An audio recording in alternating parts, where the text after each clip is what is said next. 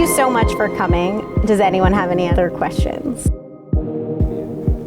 Dr. Jessi, thank you for being here. Loved this session, it was so impactful. My name is Judith Martinez, and I'm the Director of Social Impact and Inclusion at Rare Beauty by Selena Gomez. My question for you is, why did you first start getting into this work as a psychiatrist, therapist, and the work that you're doing now?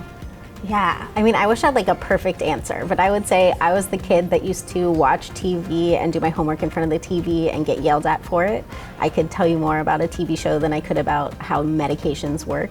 Even in med school, I would like raise my hand for the Jersey Shore quote and nothing else. And so I think for me, it was just like this thing that I loved and I wanted to figure out how to do, despite the fact that school always said don't do it. So I started writing about the ways mental health showed up in the media, giving more education around that, and that made it easier to then be found by other people. So let me ask you a question. Working at Rare Beauty, where the company is founded on Selena Gomez's story of mental health, how do you interact with experts and psychiatrists, and how do you interact with mental health content in general? Great question. I think the fact that Rare Beauty is a purpose-driven, mission-driven company that's really rooted in community and youth mental health and destigmatizing the space, we really wanted to be intentional and recognize that we are not the experts in this space. So one way that we've done that is through creating the Rare Beauty Mental Health Council, which Dr. Jessi, you're a part of. I've noticed. And we're so grateful that you've been part of this incredible experience, because coupling with the expertise of our Rare Beauty Mental Health Council members like yourself, we can be intentional around our mental health and being responsible about our impact. That's awesome. Thank you so much. Yeah. Hi, my name is Meredith Goldberg-Morse. I am the Director of Social Impact for SHOWTIME and MTV Entertainment Studios, and I would love to know how psychiatrists can help change the narrative around mental health in popular film and TV shows. There's no perfect roadmap for it, but I think it's really important to get involved and get involved as early as possible. We get a lot of impact in one-on-one with patients, but in stories, good stories can make a difference, and negative stories also can, and so we can help our patients by getting involved with studios where we can, getting involved with brands. It's hard to do, but it's really important to do, and hopefully more people will want to do it after this. My question for you is, we talk a lot about negative storytelling, like in mental health narratives. What's good storytelling, and how has your company worked to do that, write good stories?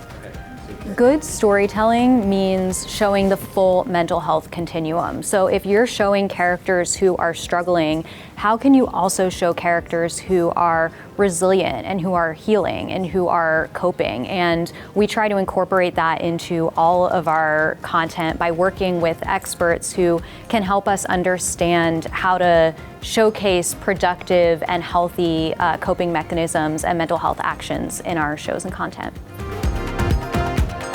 Hi, Dr. Jessi. I'm Mina Tobias. I'm one of the co-founders of the mental health nonprofit called Don't Mind Me. We have an online presence, and a lot of that will also bring questions from fans or just curious people from around the world who are needing dire mental health help. So I'm curious if you have any advice as a psychiatrist for people with a platform.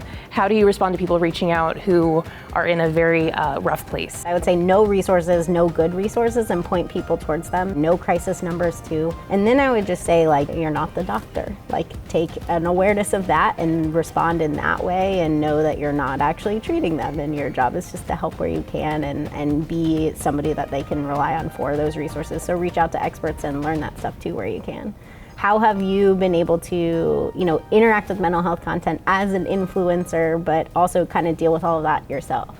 Yeah, it's been tough. I've had to kind of learn as I go, because obviously if somebody reaches out and it seems like, things could go very poorly very quickly, I try to do everything I can to, like you said, find resources and direct them towards that.